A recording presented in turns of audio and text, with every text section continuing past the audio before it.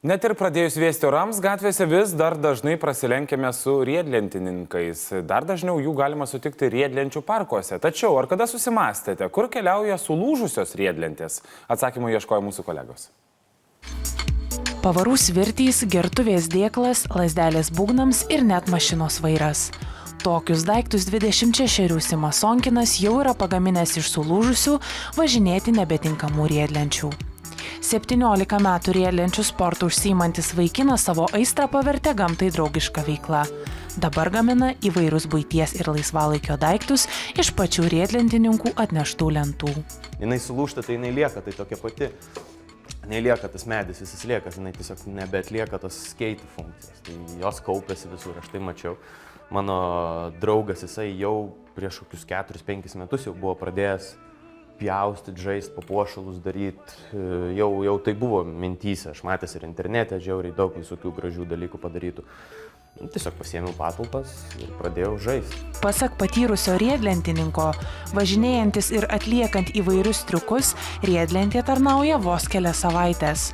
Paauglystėje važinėjęs profesionaliai, Simas sako, kad riedlenčių sportas brangus malonumas, todėl vienas jo tikslų – padėti kitiems besidomintiems ar siekiantiems sportinių aukštumų. Pašnekovas tikina norintis sukurti sistemą, kai riedlentininkai atnešę sulūžusias lentas gali pigiau įsigyti naują, o iš suneštų riedlenčių būtų galima gaminti kitoms rinkoms skirtus produktus. Riedlentai. Grinai, va šitą lentą jisai pirks tik skateris, o čia gaunasi, kad tu atvažinėjai, jau padarė savo darbą tą lentą ir tu iš jos pagamini daiktus, kuriuos jau perka kitos rinkos, net nebe skeiteriai, jau kažkokie kiti žmonės, kuriem įdomu. Tai reiškia, kad ta lenta perkeliauja dar. Ir jau jinai gaunasi tokį daiktą, kuris nebesulūž nuo važinėjimo, jis jau liks. Kaip pats sako, įdomiausias pagamintas daiktas – automobilio vairas. Anksčiau su medžiu nedirbusiam riedlentininkui per 7 mėnesius pavyko ištobulinti įgūdžius, todėl dabar ilgai sukti galvos, kaip pagaminti vieną ar kitą daiktą nebetenka.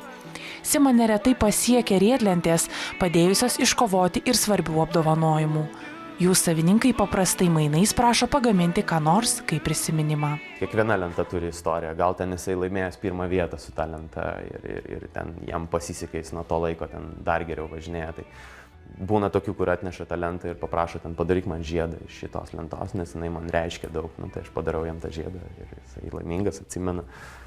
Vis ne pliauska guli kažkur kampe, jau daikčiukas maloniau, man atrodo. Kurdamas naują mainų sistemą, Simas sako kartu skleidžiantis ir riedlenčių kultūrą. Pasak riedlentininko, vyresniai kartai išsibarsčius po pasaulį, Lietuvoje jaunimas neturi į ką lygiuotis ir tai tampa problema ieškant rėmimo. Man smagiausia yra kultūros populiarinimas.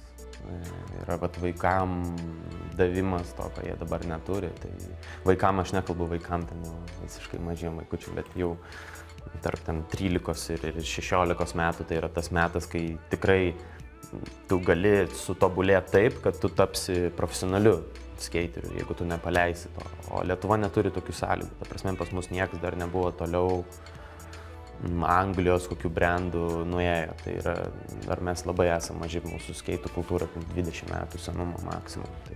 Tai yra labai jaunas dalykas, kai Amerikoje virš 70 metų kultūra. Riedlentėms pagaminti naudojamas kanadietiškas klevas, vienas stipriausių medžių pasaulyje.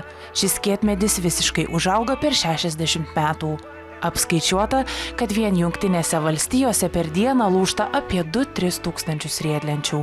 Didžioji jų dalis iškeliauja į šiukšlynus.